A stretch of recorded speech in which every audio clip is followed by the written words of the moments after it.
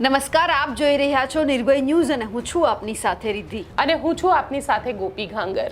આજે ચર્ચા કરવી છે જ્યારે ગુજરાતની અંદર સ્થાનિક સ્વરાજની ચૂંટણી હવે જ્યારે પડઘમ વાગી ચૂક્યા છે, ચૂંટણીના દિવસો નજીકમાં છે। ભારતીય જનતા પાર્ટી, કોંગ્રેસ અને આમ આદમી પાર્ટી હવે બધાએ તૈયારી કરી લીધી છે અને એમની જ સાથે હવે ઓવેસી પણ ક્યાંક આજે અમદાવાદમાં આવ્યા હતા અને યુસીસી મુદ્દે પણ તેમણે સવાલ ઉઠાવ્યા છે। આ બધી જ ચર્ચા કરવી છે, પરંતુ ગોપીબેન સૌથી પહેલા ચર્ચા કરવી છે નવનીત બાલદિયાના કેસની કે જ્યાં તેઓ ગઈકાલે કોંગ્રેસમાં જોડાયા અને આજે અચાનક જેમણે જે ભાઈ છે પરસોત્તમભાઈ સોલંકી અને હીરાભાઈ સોલંકીની માફી માંગી છે। હવે આ કઈ રીતે વળાંક આવ્યો તે સમજવું છે। બિલકુલ રીતિ, સમજવું પડશે આ વાતને, કારણ કે ગઈકાલે જે રીતે નવનીત બાલદિયાએ કોંગ્રેસ જોઈન કર્યું, અમદાવાદમાં જ એમને કોંગ્રેસ જોઈન કર્યું, અમદાવાદનું જે કાર્યાલય છે કોંગ્રેસનું ત્યાં આગળ તેઓ પહોંચ્યા હતા। ત્યાં અમિત ચાવડાના હાથે તેમને ખેસ પહેર્યો અને ખેસ પહેર્યા બાદ તેમના દ્વારા નિવેદન આપવામાં આવ્યું અને એ નિવેદનની અંદર કંઈ એવું કોન્ટ્રોવર્શિયલ ન હતું, પરંતુ જ્યારે મીડિયા સાથે તેમણે વાતચીત કરી હતી, એ મીડિયા સાથે વાતચીતમાં તેમને એમ પૂછવામાં આવ્યું, મેં પોતે એમની સાથે વાતચીત કરી હતી અને મેં પોતે એમને પૂછ્યું કે તમારી હીરાભાઈ સાથે વાતચીત થઈ હતી, કારણ કે નવનીત બાલદિયા એક એવી વ્યક્તિ છે કે જેને ખૂબ મારવામાં આવ્યો હતો, જે રીતે બગદાણાની અંદર જયરાજ આહિર ઉપર આરોપ લાગ્યો હતો, જે માયાભાઈના દીકરા છે। પોલીસ જે વ્યક્તિને અડી નહોતી રહી કે પોલીસ જ્યાં આગળ એને પોતાને ન્યાય મળવાના કોઈ સંભાવનાઓ ન હતી, એ વખતે હીરાભાઈ સોલંકી ત્યાં આગળ પહોંચ્યા હતા અને હીરાભાઈ સોલંકીએ એક આખું કોળી સમાજનું, જેને કહી શકાય કે એક આંદોલન ઊભું કરી દીધું, ખુદ પોતાની જ સરકારની સામે પોતાના સમાજની સાથે ઊભા રહીને। અને આ નવનીત બાલદિયા માટે થઈને જ્યારે હીરાભાઈએ આટલું કર્યું હોય અને ગઈકાલે જ્યારે એમની સાથે વાતચીત થતી હતી ત્યારે વાતચીતમાં એમને એવું કહી દીધું, નો ડાઉટ કે એમના પોતાના વ્યૂ હતા, એમના પોતાનો મત હતો અને નવનીત બાલદિયાના મતની સામે કોઈને વાંધો પણ ન હોઈ શકે, પણ અહીંયા એટલું સ્પષ્ટ છે કે જ્યારે તમને કોઈ એક વ્યક્તિએ મદદ કરી છે અને એ પણ એટલા માટે કરી કે તમે સમાજના છો અને માત્ર સમાજની રૂહે। હીરાભાઈ સાથે પણ ગઈકાલે મેં ફોનો કર્યો હતો, ગઈકાલે એમની સાથે વાતચીત થઈ એટલે હીરાભાઈએ મને એવું કીધું હતું કે ભલે એમને ભારતીય જનતા પાર્ટી પસંદ ન કરીને કોંગ્રેસને પક્ષમાં પસંદ કરી, એટલે ત્યારે મેં હીરાભાઈને સવાલ પૂછ્યો હતો કે હીરાભાઈ તો પછી તમે કોનો સાથ આપશો, નવનીત બાલદિયાનો કે તમારા પક્ષનો? એટલે હીરાભાઈએ એવું કીધું હતું કે જ્યારે પક્ષની વાત આવે ચૂંટણીના સમયમાં ત્યારે સમાજ તો ભલે એક બાજુ હોય પણ અમારા માટે પક્ષ મોટો થઈ જાય છે। નવનીત બાલદિયા સાથે વાત થઈ, નવનીત બાલદિયાએ એવું કહી દીધું કે મેં હીરાભાઈને ફોન કર્યો હતો, હીરાભાઈને મળવાનો પ્રયત્ન કર્યો હતો, પણ હીરાભાઈ મળ્યા નહોતા, અમારી સાથે ફોન ઉપર વાતચીત નહોતી કરી। તમને યાદ હોય તો રિદ્ધિ, આજે આખું કોળી સમાજનું આંદોલન થયું હતું અને કોળી સમાજના આંદોલનની અંદર જે લોકો ભારતીય જનતા પાર્ટીના નેતાની સામે ઊભા રહી ગયા હતા અને એ આંદોલનમાં કદાચ જયરાજ આહિરની ધરપકડ થઈ હતી, તો એ ધરપકડ થવા પાછળનું કારણ પણ હીરા સોલંકી, પરસોત્તમભાઈ ને એ લોકો હતા। આખું જે કોળી સમાજની એક મુવમેન્ટ થઈ અને કોળી સમાજે પોતાની તાકાત બતાવી। અત્યારે જ્યારે સ્થાનિક સ્વરાજની ચૂંટણી છે, કારણ કે સ્થાનિક સ્વરાજની ચૂંટણીને એવું કહેવામાં આવે છે કે 27ની ફાઇનલ પહેલાની આ સેમી ફાઇનલ છે, એક લિટમસ ટેસ્ટ જેવું છે અને આ ટેસ્ટની અંદર કઈ પાર્ટી સક્સેસ જશે એ ખૂબ મહત્વની વાત છે। જ્યારે અને અત્યારે ગુજરાતની સ્થિતિ આપણે જોવા જઈએ ને તો સૌરાષ્ટ્રમાં ક્યાંક કોળી અને પાટીદારો અલગ થઈ ગયા છે, ત્યાં આગળ પણ અત્યારે બધે સમાજવાદ ઊભો થઈ ગયો છે, ક્ષત્રિયો અલગ છે, પાટીદારો અલગ છે, કોળી અલગ છે। ઉત્તર ગુજરાત બાજુ જોવા જઈએ તો રબારી સમાજ, ચૌધરી સમાજ, ઠાકોર સમાજ, આ બધા જ અલગ અલગ ચાલી રહ્યા છે। ભારતીય જનતા પાર્ટીને હંમેશા એવું માનવામાં આવે કે જ્યારે બધા સમાજ ભેગા થાય અથવા તો કોઈ બે સમાજ ભેગા થાય ત્યારે ભારતીય જનતા પાર્ટીને ફાયદો થઈ શકે, પણ અહીંયા આગળ જો જોવામાં આવે અને નવનીત બાલદિયા જે રીતે પોતાની વાત લઈને આવ્યા હતા ગઈકાલે, એટલે એવું માનવામાં આવ્યું હતું કે જયરાજ આહિરની સામે જ નવનીત બાલદિયા પોતે ચૂંટણી લડશે। આવી એક ચર્ચા પણ હતી, કારણ કે જયરાજ આહિરને પણ જિલ્લા પંચાયતની ચૂંટણી લડવી છે, એટલે એવું માનવામાં આવી રહ્યું હતું કે જ્યાંથી જયરાજ આહિર હશે ત્યાં જ નવનીત બાલદિયા ચૂંટણી લડશે, પણ હીરા સોલંકી સાથે જે રીતે વાતચીત થઈ હશે, ખબર નહીં શું થયું, એક જ રાતની અંદર હજી 24 કલાક પૂરા નહોતા થયા અને નવનીત બાલદિયાનો એક વિડીયો સામે આવ્યો અને આ વિડીયો જે સામે આવ્યો એ વિડીયોમાં નવનીત બાલદિયા હીરા સોલંકી અને પરસોત્તમ સોલંકીની માફી માંગતા દેખાઈ રહ્યા છે। ગઈકાલે હીરા સોલંકી માટે એવું કહી રહ્યા હતા કે મારે કોઈ વાત નથી થઈ ને એ લોકો એમની રાજનીતિ કરે છે. એટલે એકદમથી જેને કહી શકાય ને કે યુ ટર્ન મારી લીધો છે. સૌથી પહેલાં તો નવનીત બાલદિયાની એ ઇન્ટરવ્યૂને સાંભળી લઈએ. મેન મુખ્ય કારણ તો એ જ છે કે મારા રાજકારણમાં જોડાવાનું છેલ્લા ઘણા સમયથી અમારા જે સમાજના જ્યાં ત્યાં કિસ્સા બને છે એમાં વારે વારે સમાજને દોડવું પડે છે. તો આ સરકારમાં મને એવું લાગ્યું કે બીજેપી જોઈન કરવા કરતાં કોંગ્રેસ જોઈન કરું. બરાબર, પહેલાંના સમયમાં હું નાનો હતો ત્યારે મેં જોયું કે આવો સમાજ ક્યારેય દર વખતે રોડે નથી આવવું પડતું. ને આ જે 2 3 4 મારી મેટરથી માંડીને ત્યાર પછીનું જ્યાં હોય ત્યાં મારા સમાજને રોડે દોડવું પડે છે. બરાબર, કે ભાઈ ન્યાય જોતો હોય તો સમાજને ભેગું થઈને રસ્તા ઉપર આવો ત્યારે તમને કાંઈ ન્યાય મળે છે. તો છેલ્લા જે 2 મહિનાથી હું ઘણી બધી ઘટનાઓ જોઉં છું તો ક્યાંય જે કોઈને કાંઈ ન્યાય મળતો નથી. એના માટે મને એવું થયું કે હાલો હું કોંગ્રેસ જોઈન કરું, એટલા માટે મેં કોંગ્રેસ જોઈન કર્યું છે.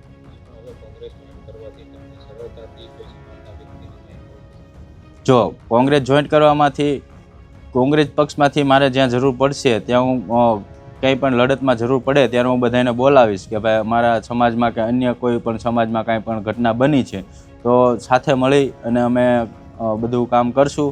અને બીજેપીમાંય તે અમારા સમાજના છે તો એ લોકો પણ આવે જ છે, તો આ પક્ષમાંથી આવે. કોઈ સમાજનું કામ આવે ત્યારે કોઈ પક્ષાપક્ષી હોતું નથી. સમાજ એક થઈને સાથે રહીને જ કામ કરીએ છીએ. ના, મેં કોઈ એવી જવાબદારી લીધી નથી ને એવી કોઈ મેં માગી પણ નથી.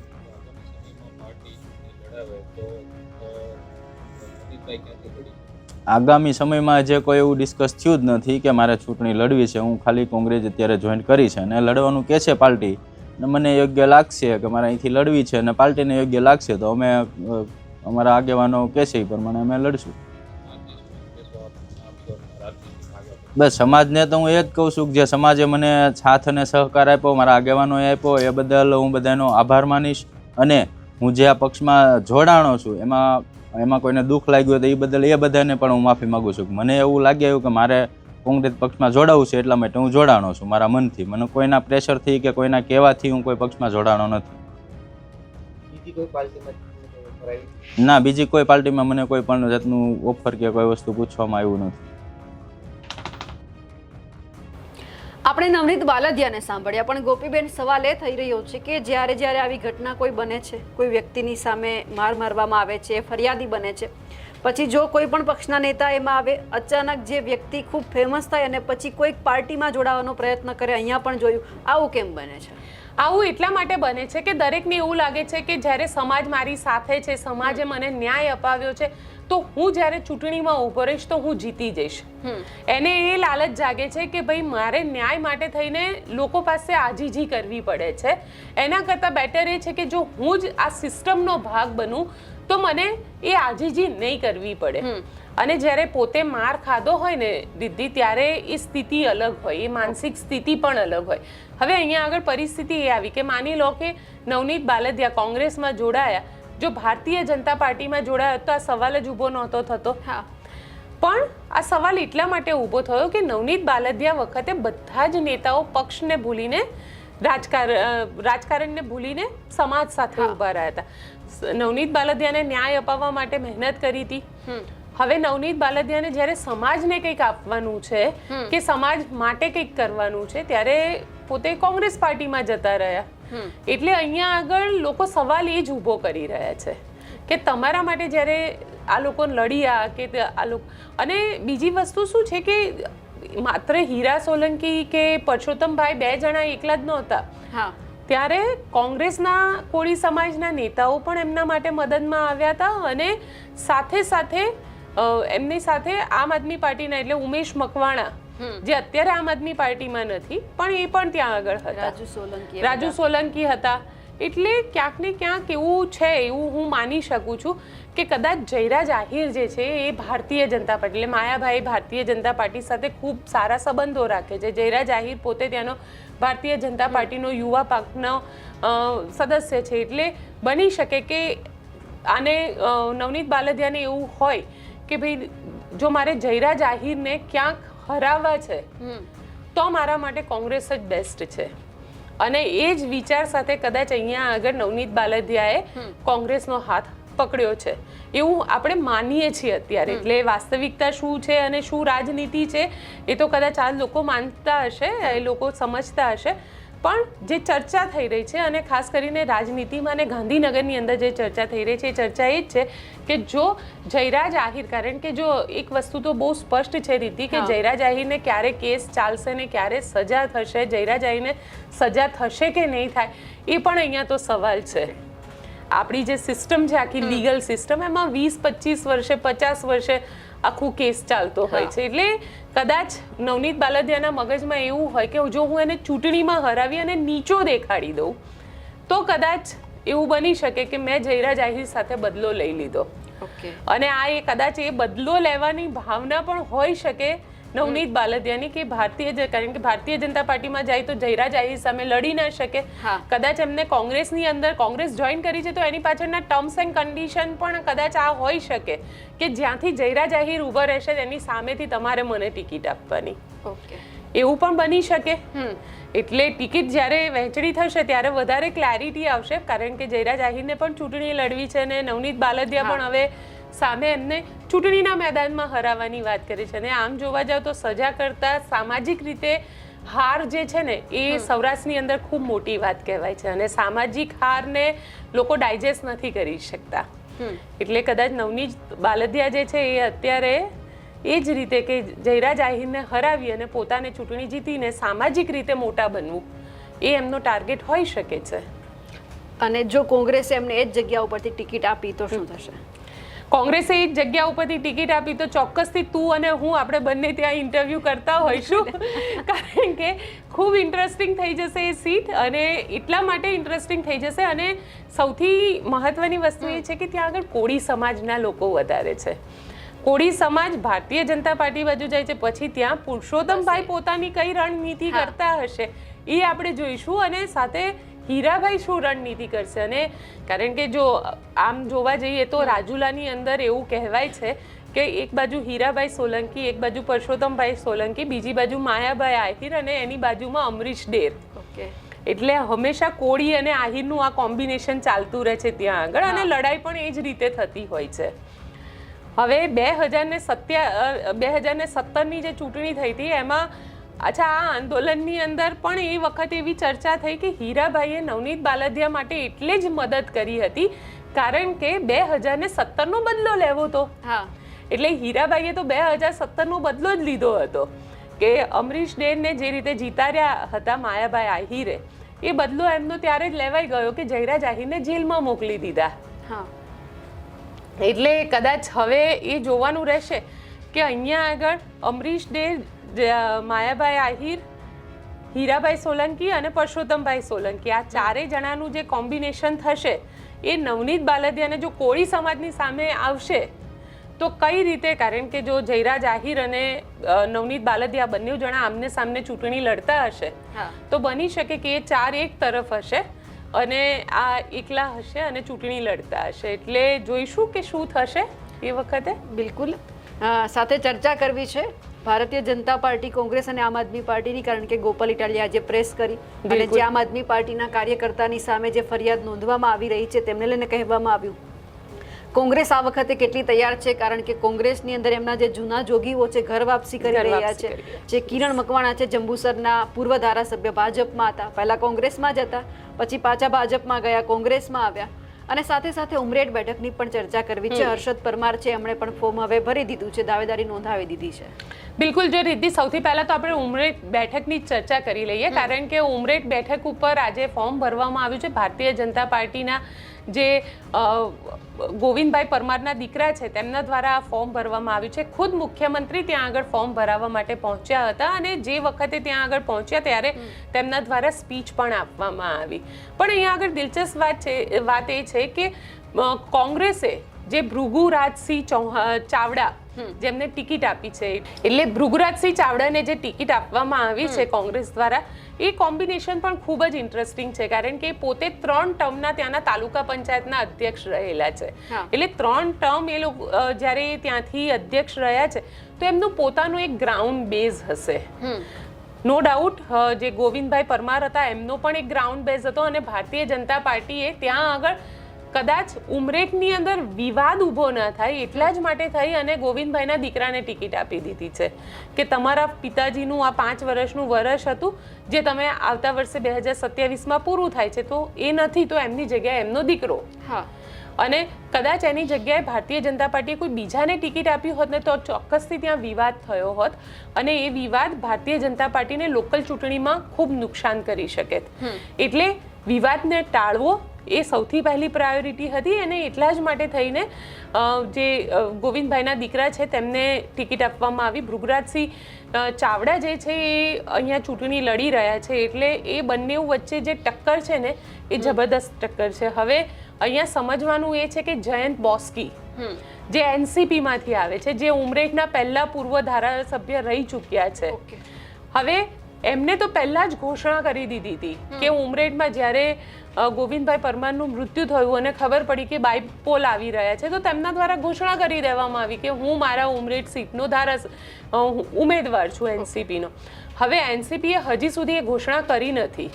કદાચ બની શકે કે એનસીપી ત્યાંથી પોતાના ઉમેદવારને ઊભા પણ ન રાખે, કારણ કે એનસીપીમાં પણ 2 ભાગ પડી ગયા છે. શરદ પવાર વાળી એનસીપી ને અજીત પવાર વાળી, એટલે હવે પ્રફુલ્લ પટેલ વાળી એનસીપી અજીત પવારના મૃત્યુ પછી. એટલે ક્યાંક ને ક્યાંક એનસીપી જે છે એ પણ મેદાનમાં અહીંયા આગળ આવવાનો પ્રયત્ન કરી રહી છે, પણ હજી સુધી એ પિક્ચર ક્લિયર નથી કે જયંત બોસ્કી જે જયંત પટેલ છે ત્યાંથી એ પોતે ચૂંટણીના મેદાનમાં ઉતરશે કે નહીં ઉતરે. પણ ઉમરેઠ સીટ આમ જોવા જાવ તો પાટીદાર અને ઓબીસી ડોમિનેટેડ સીટ છે. એટલે ત્યાં આગળ જોવાનું એ રહેશે કે આમ બંને ક્ષત્રિય જે મેદાનમાં ઉતાર્યા છે હવે એમાં કોણ જીતે છે એ વધારે દિલચસ્પ થશે. પણ સ્થાનિક સ્વરાજની ચૂંટણીની વાત કરી લઉં તો સ્થાનિક સ્વરાજની ચૂંટણી પહેલા કોંગ્રેસે ઘર વાપસી અભિયાન શરૂ કર્યું છે. આ ઘર વાપસી અભિયાનને પણ સમજવું એટલું જ જરૂરી છે, કારણ કે જે કોંગ્રેસના નેતાઓ જૂના જોગીઓ ભારતીય જનતા પાર્ટીમાં ગયા હતા કોકને કોક લાલચ સાથે કે ક્યાંક એમને કોક પદ પ્રતિષ્ઠા મળી જાય એટલા માટે જે લોકો ભારતીય જનતા પાર્ટીમાં ગયા હતા કોંગ્રેસ છોડી, એ બધા જ હવે ધીરે ધીરે ભાજપમાં પોતાની અવગણના થઈ રહી છે.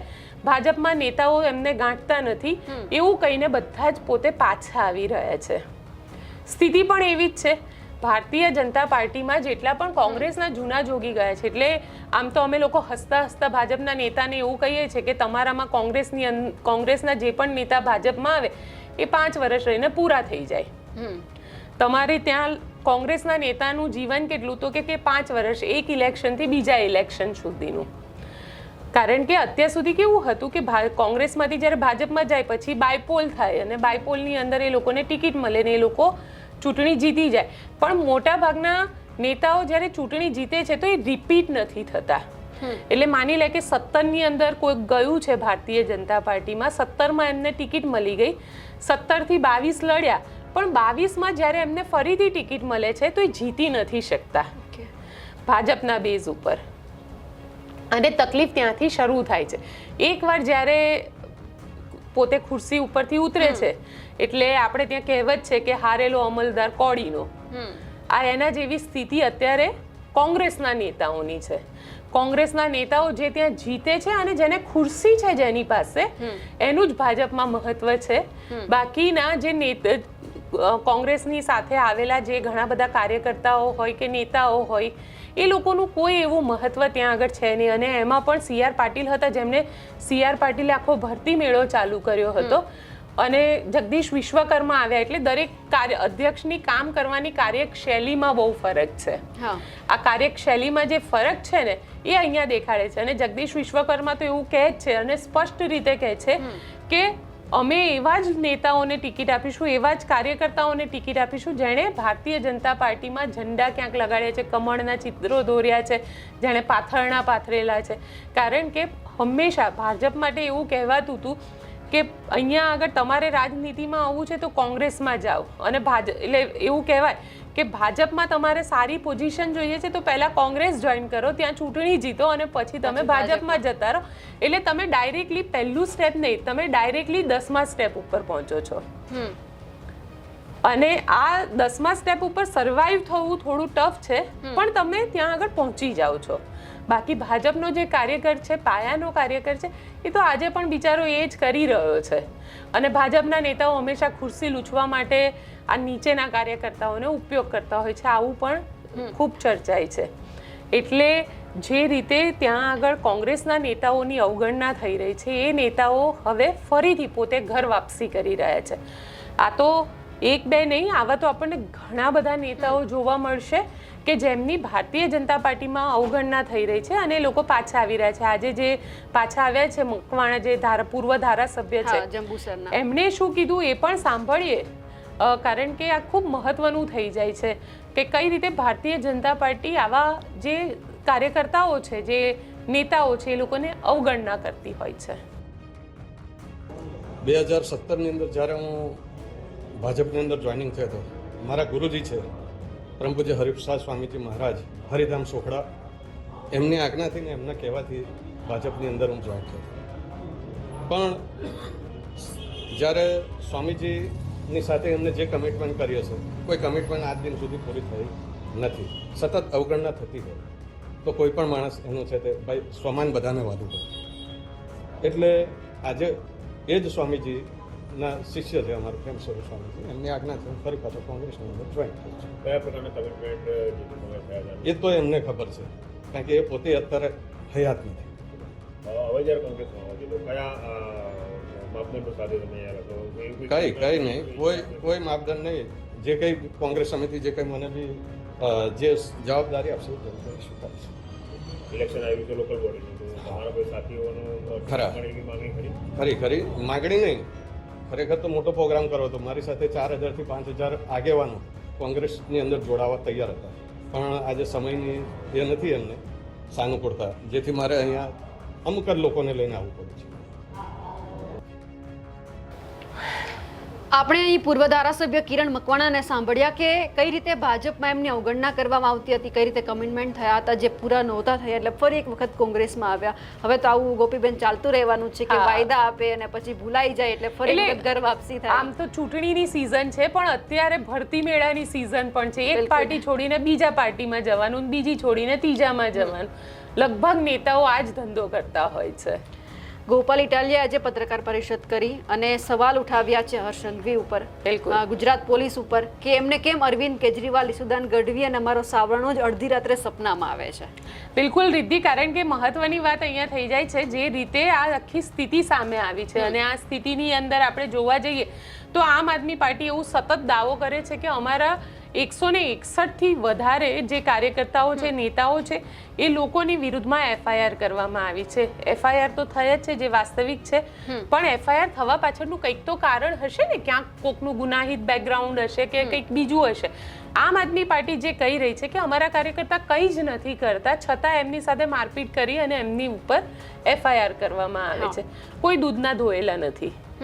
એકે પાર્ટીના એકે નેતા કે કાર્યકર્તા જેટલા પણ છે, હું એવું સ્પષ્ટ માનું છું કે દૂધના ધોયેલા તો કોઈ નથી. ક્યાંક આગળ પાછળ કોકનું કંઈક બેકગ્રાઉન્ડ છે, ત્યારે પોલીસની કાર્યવાહી થઈ રહી છે. અને ચલો, પોલીસની કાર્યવાહી જે રીતે અત્યારે ચૂંટણીના સમયમાં થઈ રહી છે અને જે રીતે કરવામાં આવી રહી છે, એ સિસ્ટમમાં ક્યાંક ચોક્કસથી સવાલ ઊભા થઈ રહ્યા છે.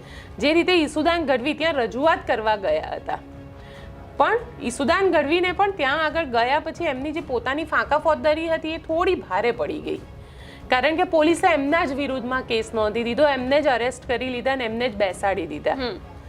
પણ અહીંયા આગળ સમજવાની વાત એ છે કે જે ઈસુદાન ગઢવી એટલે રાજુ કરપડા અને પ્રવીણ રામને જો 3 મહિના જેલની અંદર રહેવું પડતું હોય તો ઈસુદાન ગઢવીને કેમ છોડી દીધા?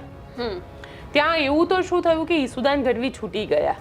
ગઈકાલે મેં આ પણ સવાલ ઈસુદાન ગઢવીને કર્યો હતો કે ઈસુદાનભાઈ, એવું તો શું થયું કે તમને એકદમથી છોડી દીધા, અને એ પણ ટેબલ જામીન આપીને છોડી દીધા, જ્યારે તમારા ઉપર પોલીસ સ્ટેશનની અંદર રોઇટિંગ કરવાનો એટલે દંગા કરવાનો આરોપ છે કે તમે પથ્થરમારો કર્યો છે, સાથે સાથે તમારા ઉપર એ પણ આરોપ છે કે તમે પોલીસની કાર્યવાહી કરવામાં ખલેલ પહોંચાડી છે. એટલે ઈસુદાન ગઢવીનું એવું કહેવું હતું કે ભાઈ સર, એ લોકોને એવું લાગ્યું કે આ લોકો ખૂબ મોટું કરી દેશે. અને જો રિદ્ધિ, એક વસ્તુ તો સ્પષ્ટ છે કે આમ આદમી પાર્ટીને ખબર છે કે એ લોકોએ ગુજરાતની અંદર આવવું હશે, સર્વાઈવ થવું હશે તો લડવું તો પડશે જ. અને જો નહીં લડે તો એ લોકો લાંબુ કાઢી નહીં શકે. કારણ કે આ ભારતીય જનતા પાર્ટી છે 30 વર્ષથી સત્તામાં છે. જે રીતે કોંગ્રેસના હાલ થયા છે અત્યારે, અને કોંગ્રેસ પણ એ હદ ઉપર આવી ગઈ છે કે કોંગ્રેસમાં હવે જે કાર્યકર્તાઓ બચ્યા છે ને એ એવા પાયાના કાર્યકર્તા બચ્યા છે કે જે લોકોને કોંગ્રેસ સત્તામાં હોય કે ના હોય કોઈ ફરક નથી પડતો. એ લોકોને હવે ભાજપમાં નથી જવું. જેટલાને જવું હતું એટલા મોટા ભાગના નેતાઓ જતા રહ્યા છે. હવે જે છે એ કોંગ્રેસની આઈડિયોલોજી સાથે જોડાયેલા લોકો છે. એટલે કદાચ કોંગ્રેસ અત્યારે વધારે મજબૂત છે. ભલે 5 નેતાઓ છે, પણ 5 નેતા સાથે મજબૂતાઈથી ઊભી છે. કોંગ્રેસે ખાલી એ જ કરવાની જરૂર છે કે એ લોકોએ જનતાના મુદ્દાને લઈને જનતા માટે રોડ ઉપર ઉતરી સરકારની સામે આવવાનું છે, જે કોંગ્રેસના 5 નેતાઓ નથી કરી શકતા. કોંગ્રેસ જો એ કરતી થઈ જશે ને કે રોડ ઉપર ઉતરી જશે, જે થવું હોય થઈ જાય, તો કદાચ ભારતીય આપણે એવું કહેતા હોઈશું કે આમ આદમી પાર્ટીના નેતાઓ કરતાં કોંગ્રેસના નેતાઓ જબરજસ્ત લડી રહ્યા છે. પણ ખેર આમ આદમી પાર્ટીના નેતાઓ પણ લડી રહ્યા છે. FIR થઈ રહી છે એમની ઉપર. નાના નાના મુદ્દાઓ જનતાની સામે લાવી રહ્યા છે. કારણ કે ક્યાંક ને ક્યાંક એ આમ આદમી પાર્ટી બહુ જ સારી રીતે જાણે છે કે 30 વર્ષથી ભારતીય જનતા પાર્ટીની સરકાર છે, અને આ 30 વર્ષની સરકારને જો એન્ટી ઇન્કમ્બન્સીનો આપણે ફાયદો લેવો હશે તો આ કરવું જરૂરી છે. ગોપાલ ઇટાલિયાને આપણે સાંભળી લઈએ. આમ આદમી પાર્ટીનો જે ડર લાગ્યો છે એ ડર ઓછો થવાનું નામ જ નથી લેતો. એટલો બધો ડર વધતો જાય છે, દિવસે ને દિવસે એટલો બધો ડર લાગે છે, ધ્રુજે છે, કાંપે છે, હાંફળા ફાંફળા થઈ જાય છે.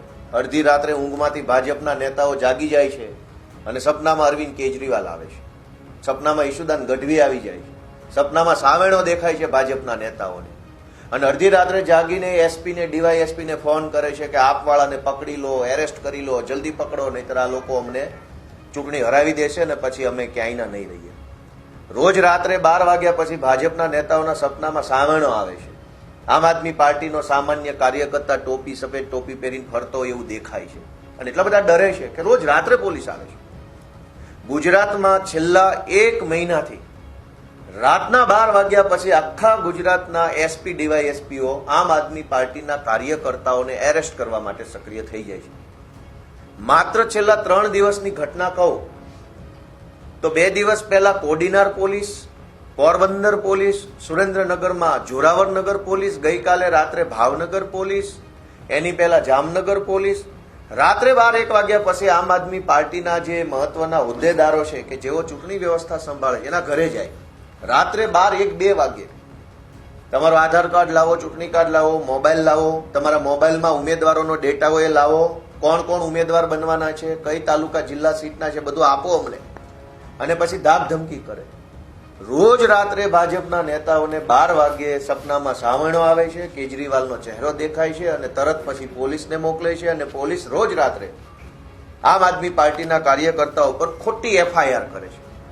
અને ખોટી FIRમાં પણ એક પેટર્ન છે. એટલો બધા ભાજપવાળા ડરી ગયા છે અમારાથી. અમારા માટે આ ગર્વની બાબત છે કે જેને પોતાની જાતને મનમાં ફાંકો છે વિશ્વની સૌથી મોટી પાર્ટી હોવાનો, એ ફાંકો અમે કાઢી નાખ્યો છે. અને એવી બીક લાગે છે કે પોલીસ મોકલે છે. એટલે અમે શું અરવિંદ કેજરીવાલના સૈનિકો પોલીસથી બી જશું, FIR થી બી જશું, તમારી અટકાત બટકાતથી બી જશું. અરે આવા તો ઘણા જોઈ લીધા ભારત દેશે, તમને જોઈ લઈશું.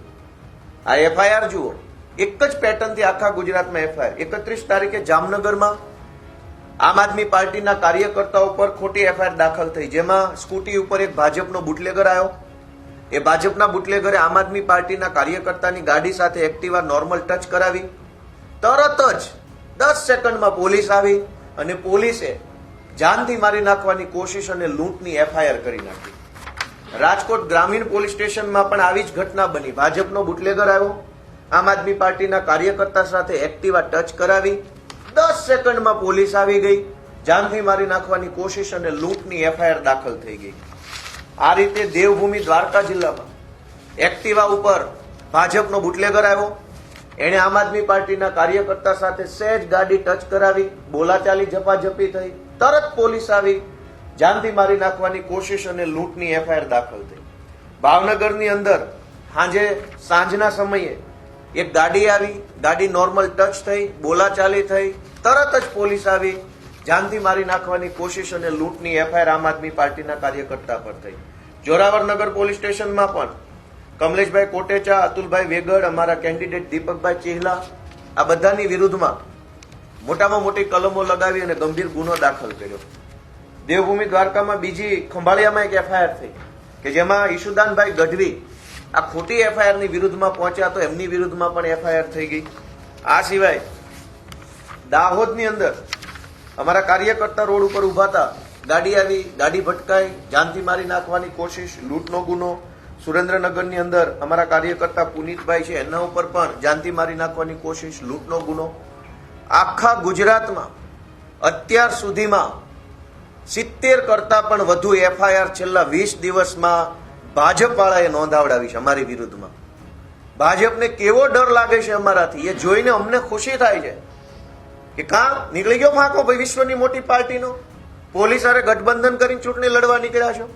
30 વર્ષથી વિકાસની વાતો કરો છો. નરેન્દ્ર મોદીનું, અમિત શાહનું નામ વટાવીને ચરી ખાતા હતા. અમારી જેવા સામાન્ય ગામડાના છોકરાઓ તમારી સામે ચૂંટણીમાં શું ઉભા રહ્યા કે પોલીસનો સહારો લેવો પડ્યો, પોલીસ પાછળ છુપાવવું પડ્યું. એસપી એ ડીવાયએસપી હાથ જોડે છે ભાજપના નેતા, બચાવી લ્યો આપવાળાથી. એસપી પગ ઝાલુ, એસપી ના ડીવાયએસપી ના ટાંટિયા પકડે છે ભાજપના નેતાઓ અને કહે છે કે અમને બચાવો આપવાળાઓથી, ઊંઘ નથી આવતી, બ્લડ પ્રેશર હાઈ થઈ ગયું છે. શરમ આવવી જોઈએ ભાજપના નેતાઓને કે 30 વર્ષ પછી તમે એસપી અને ડીવાયએસપી ના સહારા લઈને ચૂંટણી લડવા નીકળ્યા છો. બહુ તમે વિકાસ કર્યો હોય, બહુ ગુજરાતનું ભલું કર્યું હોય તો આવી જાઓ, મોરે મોરો કરો, આવી જાઓ ખુલ્લા મેદાનમાં અને લડી લો ચૂંટણી લોકશાહી ઢબે. અમે જોઈએ કે તમે કેટલા પાણીવાળા છો. આખા ગુજરાતમાં 60-70 કરતા વધુ એફઆઈઆર, 200 કરતા વધુ આમ આદમી પાર્ટીના કાર્યકર્તાઓને જાનથી મારી નાખવાની કોશિશ અને લૂંટની કલમો લગાવીને અત્યારે જેલમાં પૂર્યા છે. દરેક જિલ્લામાં, દરેક તાલુકામાં એક જ પ્રકારની એફઆઈઆર. મારું ગળું દબાયું, સોનાનો ચેન તોડી લીધો, ગળું દબાયું, ચેન તોડી લીધો, ગળું દબાયું, ચેન તોડી લીધો. આખા ગુજરાતમાં આ પ્રકારની એફઆઈઆરો નોંધાય. એક સ્ક્રિપ્ટ આવી છે. એ અહીંયા ગાંધીનગરમાં બેસેલા હર્ષ સંઘવીના કેટલાક જે દલાલો છે આઈપીએસ, એનું નામય ખબર છે. એને આપણે કહેવા માંગીએ છીએ કે બહુ દલાલીમાં મજા નથી. સરકારો બદલાઈ જશે ને તો મોઢું છુપાવવાની જગ્યા આખા ગુજરાતમાં નહીં મળે. અમે બધું જાણીએ છીએ કયા આઈપીએસઓએ આ દલાલી ચાલુ કરી છે હર્ષ સંઘવીની. એટલે ભાજપના નેતાઓને ખુલ્લેઆમ કહી દઈએ છીએ કે કંઈ વાંધો નહીં, તમારે પોલીસ સાથે ગઠબંધન કરીને ચૂંટણી લડવી છે, કશો વાંધો નહીં. અમે અરવિંદ કેજરીવાલના સૈનિકો બતાવી દઈશું કે અમારામાં કેવો દમ છે. અમે આ ગુજરાતની ધરતીનું ધાવણ જાવીને મોટા થયેલા માણસો છીએ. એમ નહીં ફાટી પડીએ. વિશ્વની કહેવાતી સૌથી મોટી પાર્ટી, ટેન્ડર બેઝ પાર્ટી, બહુ મોટું નેટવર્ક, પાને પાને પ્રમુખ, અને સહારો લેવો પડે છે પોલીસનો. ક્યાં ગયા તમારા પેજ પ્રમુખો? ક્યાં ગયા તમારા સંગઠનના હોદ્દેદારો? ક્યાં ગઈ તમારી મજબૂત પકડ? કશું જ પકડ ફકડ કઈ છે નહીં. પોલીસનો દંડો, એફઆઈઆરની જુલમ, એફઆઈઆરની દાદાગીરી, જેલનો ડર બતાવી અને ચૂંટણી જીતવા નીકળ્યા છે. આજે હું ગુજરાતની જનતાને એક વિનંતી કરવા માંગુ છું કે જ્યારે હું આ બોલી રહ્યો છું અત્યારે, ત્યારે ગુજરાતની અંદર આમ આદમી પાર્ટીના 200 કરતા વધુ કાર્યકર્તાઓને એક જ પ્રકારની એફઆઈઆર, ગળામાંથી ચેન ખેંચી લીધો ને ગળું દબાયું. આ એક જ પ્રકારની એફઆઈઆર કરી અને અમારા કાર્યકર્તાઓને એરેસ્ટ કર્યા છે. ભાજપના પ્રદેશ પ્રમુખ 2 દિવસથી બધા જ ઇન્ટરવ્યુમાં બોલ બચ્ચન કરે છે કે અરવિંદ કેજરીવાલ જૂઠ બોલે છે, અરવિંદ કેજરીવાલ અરાજકતા ફેલાવે છે, અરવિંદ કેજરીવાલ આમ કરે છે. અરાજકતા તો તમે ફેલાવી છે પોલીસનો હાથો બનાવીને. રોજ રાત્રે 1:30-2 વાગે અને ગુજરાતભરના 4-5 અલગ અલગ જિલ્લાઓમાંથી સમાચાર આવે કે એલસીબી, એસઓજી, ક્રાઇમ બ્રાન્ચ વાળા ઘરે આવી અને માથાકૂટ કરે છે. ભાજપના નેતાઓને એટલો બધો ડર લાગતો હોય તો રાજકારણ જ છોડી દો ને ભાઈ. ક્યાં તમને કઈ કોઈ સોગંદ આપ્યા છે કે કરવું જ રાજકારણ? રાજીનામું આપો, જાઓ કઈ કામ ધંધો કરો, ખેતી બેતી કરો. રાજકારણ કરવું છે પણ પોલીસની પાછળ છુપાઈને, પોલીસને આગળ કરીને પોછે પાછળ રહેવું છે. આ રાજકારણ નહીં ચાલે. અરવિંદ કેજરીવાલજીએ ગુજરાતના મુખ્યમંત્રીને હમણાં પત્ર લખ્યો કે ભાઈ આ તમારા ભાજપ પાર્ટી ડરમાં ને ડરમાં અમારા કાર્યકર્તાઓ પર ખોટી એફઆઈઆર કરે છે, તો મારે તમને મળવું છે, સમય આપો. તો કેમ સમય નથી આપતા? ટીવીમાં આવીને, ન્યૂઝ ઇન્ટરવ્યુમાં લઈને ભાજપના નેતાઓ મોટી મોટી વાતો કરે છે કે કેજરીવાલ આમ કરે છે, તેમ કરે છે. મુખ્યમંત્રી ગુજરાતના જો સમય આપે, સાચા હોય, ઈમાનદાર હોય, આવા ખોટા ધંધા ન કર્યા હોય, જો ભાજપની સરકારે પોલીસને હાથો ન બનાવી હોય તો સમય આપે મુખ્યમંત્રી. અમે એને 60 એફઆઈઆરનું લિસ્ટ એના ટેબલ ઉપર મૂકવા તૈયાર છીએ કે આ છેલ્લા 20 દિવસમાં લૂંટની અને જાનથી મારી નાખવાની 60 એફઆઈઆરો દાખલ કરી. એક બાજુ ગુજરાતમાં ગુંડાઓ, બુટલેગરો તોડબાજો બેફામ બન્યા છે. કોઈ પકડવા વાળો નથી ડ્રગ્સ માફિયાઓને, ખનીજ માફિયાઓ, રેતી માફિયા, હમણાં તો ગેસના બાટલાના માફિયા આવ્યા. જેવી ક્યાંક ઇન્ટરનેશનલ બોર્ડર ઉપર ઘટનાક્રમ બન્યો ત્યાં તો અહીંયા બધા જ ભાજપ વાળા ગેસના બાટલાની શોર્ટેજ ઊભી કરી અને પબ્લિકને પૈસા વધુ આપો તો બાટલો મળે, રેગ્યુલર પૈસામાં ના મળે. પેટ્રોલ ડીઝલમાં માફિયા આવ્યા, માફિયા બેફામ બન્યા છે. એને પકડવા માટે ભાજપ પાસે પોલીસ નથી. ગુંડા બેફામ બન્યા છે, એને પકડવા ભાજપ પાસે પોલીસ નથી. પણ આમ આદમી પાર્ટીના કાર્યકર્તાને પકડવા માટે આખા ગુજરાતના એસપી, ડીવાયએસપી, પીઆઈ, પીએસઆઈ ને કામે લગાવ્યા. અને અધૂરામાં પૂરું ઈસુદાન ગઢવી જ્યારે રજૂઆત કરવા ગયા તો એમની ધરપકડ થઈ ગઈ. વાહ રે વાહ, કઈ વાંધો નહીં. ચૂંટણી આવે છે, જનતાને એક જ વિનંતી છે કે આવા પ્રકારે પોલીસનો દુરુપયોગ કરીને વિરોધ પક્ષો ખતમ કરવાની માનસિકતા સાથે નીકળેલી ભાજપ પાર્ટીને રોકવી જરૂરી છે. ગોપાલ ઇટાલિયાને ધરપકડ કરી લે કે ઈશુદાનની ધરપકડ કરી લે, ખોટા કેસમાં મને અને ઈશુદાનને જેલમાં પૂરે તો અમને કંઈ થઈ નથી જવાનું, અમને કોઈ ખાઈ નથી જવાનું. પણ જો ગુજરાતમાં વિરોધ પક્ષ જ નહીં વધે, લડનારા લોકો નહીં વધે, ભાજપની સામે આંખમાં આંખ નાખી અને આગળ ચાલનારા લોકો નહીં વધે તો પબ્લિકનું કોણ સાંભળશે? જનતાના પ્રશ્નો કોણ ઉઠાવશે? અને એટલે જનતા જો એમ માને કે જનતાના મુદ્દા ઉઠાવનારા લોકો રહેવા જોઈએ, જનતા વતી લડનારા વિપક્ષને ટેકો મળવો જોઈએ, તો મારી ગુજરાતભરના લોકોને વિનંતી છે કે આ ભાજપને ભગાડો અને સાવણો લાવો. અત્યારે જે અડધી રાતે સપનામાં સાવણો આવે છે ભાજપ વાળાને, એ સાવણો સપનામાં નહીં, ખુલ્લા આમ દિવસે પણ દેખાય એવી રીતે મતદાન કરી અને સ્થાનિક સ્વરાજની ચૂંટણીમાં આમ આદમી પાર્ટીને સપોર્ટ આપો. અહીંયા આપણે ગોપાલ ઇટાલિયન તમે ક્યુ આપી દો અને નાની વાતમાં તમે ઓવેસી નું પતાવી દો. હા, ઓવેસી રહી ગયો. કારણ કે જો એડિટિંગમાં વાર લાગે, સ્ટાર્ટમાં નહીં જાય. ચલો, અહીંયા આપણે ગોપાલ ઇટાલિયાને સાંભળ્યા, પણ આજે ઓવેસી પણ અહીંયા હતા. એઆઈએમઆઈએમ પણ ચૂંટણીના મેદાનમાં છે અને એ પણ ગુજરાતના સ્થાનિક સ્વરાજની ચૂંટણીના મેદાનમાં છે. 2022માં વિધાનસભામાં ઘણી સીટો ઉપર એઆઈએમઆઈએમ ચૂંટણી લડી હતી, પણ એમાં કંઈ ખાસું કાઠું કાઢી ન શકી. એટલી હદ સુધી કે એમના પોતાના જે પ્રદેશ અધ્યક્ષ હતા સાબિર કાબલીવાલા, તેમની પણ જે ડિપોઝિટ હતી એ ડૂલ થઈ ગઈ હતી. હા, સ્થાનિક સ્વરાજની ચૂંટણીમાં ગોધરાની અંદર તેમને 8 જે પેનલ હતી, એ 8 એટલે પ્રમુખ વિપક્ષીય પાર્ટી તરીકે તે ત્યાં આવી હતી. સાથે સાથે મોડાસાની અંદર 7 જે પેનલ હતી એ પેનલમાં એઆઈએમઆઈએમની જીત થઈ હતી. ભરૂચની અંદર 1 સીટ ઉપર આવી હતી. સાથે અમદાવાદની જો વાત કરવામાં આવે તો અમદાવાદ મ્યુનિસિપલ કોર્પોરેશનની ચૂંટણીમાં પણ 7 સીટો ઉપર હતી. એટલે એઆઈએમઆઈએમને એવું લાગી રહ્યું છે કે સ્થાનિક સ્વરાજની ચૂંટણીમાં ચોક્કસથી જે મુસ્લિમ વોટર્સ છે, વોટર્સને એ લોકો પોતાની તરફ આકર્ષિત કરી શકશે. એટલે ક્યાંક ને ક્યાંક અહીંયા જો એઆઈએમઆઈએમ આવશે તો ફરીથી કોંગ્રેસને ચોક્કસથી નુકસાન થશે. કારણ કે કોંગ્રેસ એવું માને છે કે મુસ્લિમ વોટ બેંક છે અને દલિત વોટ બેંક જે છે એ એમની પોતાની વોટ બેંક છે, અને અમારી આ વોટ બેંકની અંદર એઆઈએમઆઈએમ જે છે એ ક્યાંક અહીંયા સેંધ કરીને ફાયદો લઈ જાય છે અને બીજેપીને ફાયદો પહોંચાડે છે. એટલે ઓવેસી આજે ગુજરાતમાં હતા, યુસીસીના મુદ્દે સરકાર ઉપર જબરદસ્ત ભડક્યા છે, એ પણ સાંભળી લઈએ.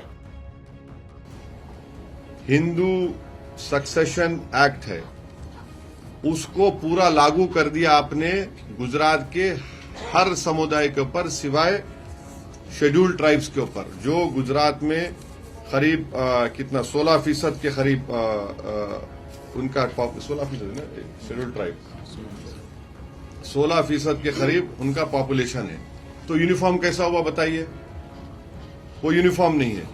दूसरा ये है कि आपने उसको प्रोटेक्शन दे दिया कि जिसका कस्टम एंड यूसेज होगा, यूसीसी उस पर अप्लाई नहीं होगा. अब बाज कस्टम यूसेज गुजरात में है, नौतरो है और फूलहार है, उनको प्रोटेक्शन मिल जाएगा. और अफेक्टेड पार्टी कौन है? मुसलमान है. इसलिए है कि हमको फ्रीडम ऑफ रिलीजन है आर्टिकल 25 में, आर्टिकल 26 में, आर्टिकल 21 में, आर्टिकल 14 में. आप उन सब का वायलेशन करके आप ये कह रहे हैं कि नहीं, ये जो हिंदू मैरिज एक्ट है, हिंदू सक्सेशन एक्ट है, वो मुसलमानों के ऊपर आप लागू कर रहे हैं, जो सरासर अनकॉन्स्टिट्यूशनल है. આપણે ઓવેસીને સાંભળ્યા અને જે રીતે ઓવેસી અહીંયા આગળ કહી રહ્યા છે લોકલ ચૂંટણીની અંદર ક્યાંક ને ક્યાંક આ મુદ્દા ઉપર હવે મુસ્લિમ વોટોનું જે તૃષ્ટિકરણ છે તે કરવાનો ચોક્કસથી પ્રયત્ન કરવામાં આવશે, કારણ કે ઓવેસીના તો આરોપ છે કે સરકાર યુસીસી બિલ એટલા માટે જ લાવી કે એનો લોકલ ચૂંટણીની અંદર ફાયદો લઈ શકે. તો આજનો આ રિપોર્ટ આપને કેવો લાગ્યો મને કોમેન્ટ બોક્સમાં ચોક્કસથી લખીને જણાવજો અને અમારી ચેનલ નિર્ભય ન્યૂઝને લાઇક, શેર અને સબસ્ક્રાઇબ કરવાનું ભૂલશો નહીં. આભાર.